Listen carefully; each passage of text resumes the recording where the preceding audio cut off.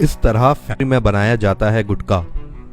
दोस्तों, आज हम आपको कुछ ऐसे फूड प्रोडक्शन इंडस्ट्रीज का सच बताएंगे जिसे देखकर आप जरूर दंग हो जाएंगे। ये वीडियो काफी इंटरेस्टिंग होने वाला है, तो इसे अंत तक जरूर देखिएगा। नंबर 1 पर है गुटखा। दोस्तों, आप तो कहेंगे कि इसकी प्रोडक्शन तो आपने पिछले वीडियो में ही दिखाई, पर आज हम आपको उसके अंदर डलने वाली कुछ ऐसी सीक्रेट सामग्रियां बताएंगे जो शायद आपको कहीं पर भी पता नहीं चलेंगे। दोस्तों, पान मसाला या गुटखा बीटल लीफ, नीम सुपारी, लौंग, इलायची, मीट और तंबाकू के मिश्रण से बनाई जाती है। तो जो चीज इसमें डलती है और वो आपको बताई नहीं जाती, वो है कांच के पाउडर। तो चलिए जानते हैं इसका पूरा सच। सबसे पहले तो सुपारी के फलों को टहनियों से अलग किया जाता है। बाद में महिलाएं इसके अंदर की गीली सुपारी निकालती हैं। बाद में इन सुपारियों को जहरीले लाल रंग में उबाला जाता है ताकि इन्हें खाने पर आपका मुंह भी लाल हो जाए।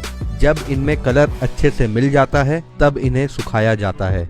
सुखाने के बाद इनके छोटे छोटे टुकड़े किए जाते हैं।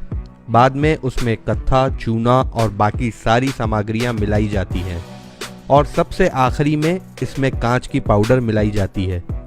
इस पाउडर की वजह से जब कोई भी ये गुटखा खाता है तब उसके मुंह में छोटे छोटे खरोंच आ जाती हैं।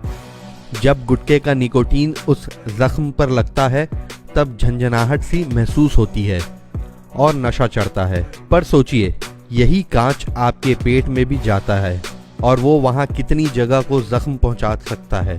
तो ये अब आपके ऊपर है कि इसके सेवन करना चाहिए या फिर नहीं। नंबर 2 पर है विस्की। दोस्तों, यदि आपको जैक डैनियल पता होगी तो शायद आपको ये भी पता होगा कि वो कितनी फेमस है। पर क्या आपको ये पता है कि आखिरी में उसे बनाया कैसे जाता है? तो चलिए जानते हैं इसके पीछे का सच।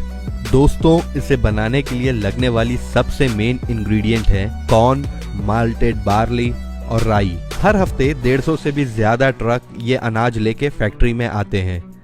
सबसे पहले मेल्टेड बार्ली को फर्मेंट किया जाता है, जिसके बाद बाकी के अनाज के साथ उसे मैश कुकर में डाल दिया जाता है, जहां पर उसे 4 से 5 दिनों के लिए फर्मेंट होने के लिए डाल दिया जाता है। जिसके बाद उसे डिस्टिलेशन प्रोसेस के लिए भेज दिया जाता है।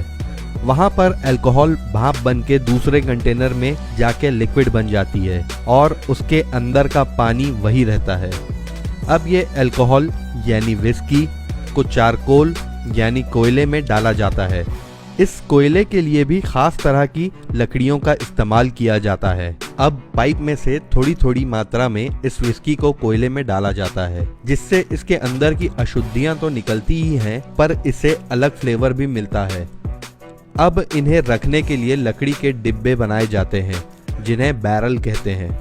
इसके लिए भी खास तरह की लकड़ियों का इस्तेमाल किया जाता है, जिन्हें मशीन के जरिए सही मात्रा में काटा जाता है। इसे फिर लोहे की रिंग से पैक किया जाता है। इसके बाद इसे स्टीम और आग में से निकाला जाता है, जो इसे सील पैक कर देते हैं और इन्हीं के जलने की वजह से विस्की को ब्राउन कलर मिलता है।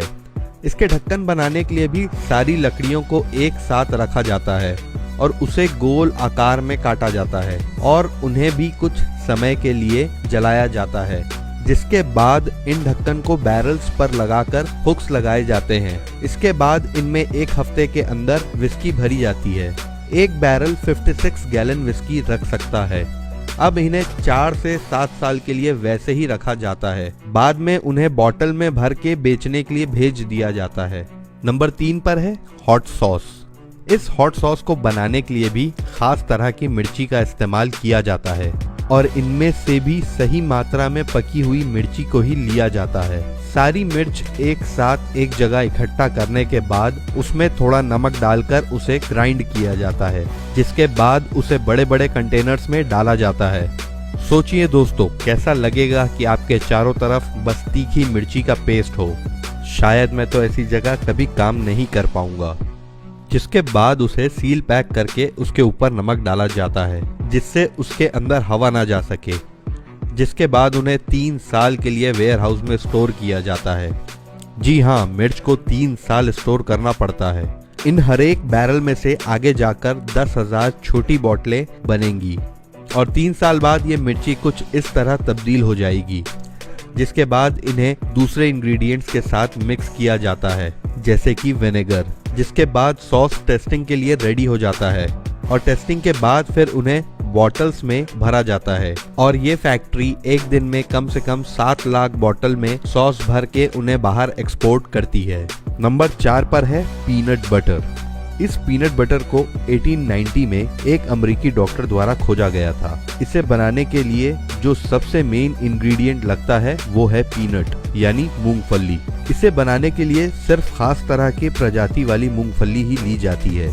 इसके बाद इन्हें कन्वेयर बेल्ट पर डाला जाता है जो उन्हें 204 डिग्री तक रोस्ट करता है और इस कन्वेयर बेल्ट की मूवमेंट की वजह से ये मूंगफली हिलती रहती है, जिसकी वजह से ये सारे बाजू से अच्छे से रोस्ट हो जाती है।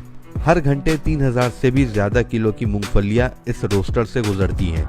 जब वो इस मशीन से बाहर निकलती हैं तब उनका रंग व्हाइट से ब्राउन हो जाता है। अब इन्हें इस मशीन से गुजारा जाता है जो इनके बाहर के छिलके को अलग करता है।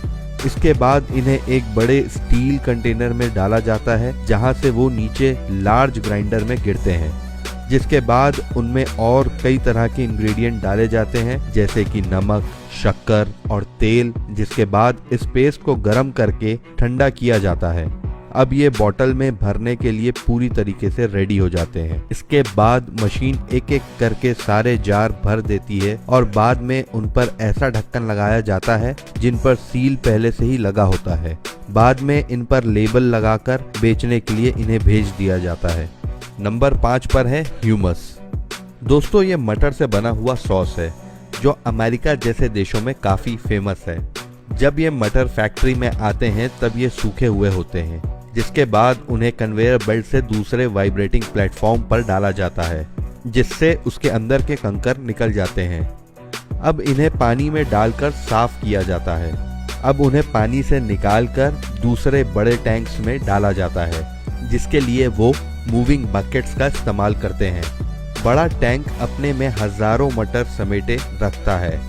बाद में इन्हें अच्छे पानी में 4 घंटों के लिए भिगोया जाता है, जिससे वो फूल जाते हैं और सॉफ्ट हो जाते हैं। बाद में उन्हें बड़े ट्रे में भरा जाता है, जिसके बाद उन्हें गोल सिलेंडर कुकर में डाला जाता है जो पहले से ही 140 डिग्री सेल्सियस से गर्म होता है, जहां पर वो आधे घंटे के लिए पकते हैं, जो उन्हें और मुलायम बना देता है। अब इन पके हुए मटर को दूसरे कंटेनर में डाला जाता है, जहां से कन्वेयर बेल्ट उन्हें ग्राइंडर के पास ले जाता है। बाद में इसमें पानी और तेल डाला जाता है, इनके साथ उसमें नमक भी डाला जाता है। इसके बाद इसमें नीचे लगे हुए ग्राइंडर इन्हें ग्राइंड करके पेस्ट में कन्वर्ट करते हैं। इसके बाद उनमें अलग अलग फ्लेवर डाल के उन्हें मिक्स किया जाता है। उसके बाद उनकी टेस्टिंग की जाती है। यदि सारी चीजें सही हो तो उन्हें डब्बों में भरने भेज दिया जाता है। अब ये नोजल्स सही मात्रा में वो पेस्ट इन डब्बों में भरते हैं, जिसके बाद उस पर प्लास्टिक कवरिंग चढ़ाई जाती है, जिस पर अब ढक्कन लगाया जाता है और बाद में उस पर लेबल लगाकर इन्हें बेचने के लिए भेज दिया जाता है।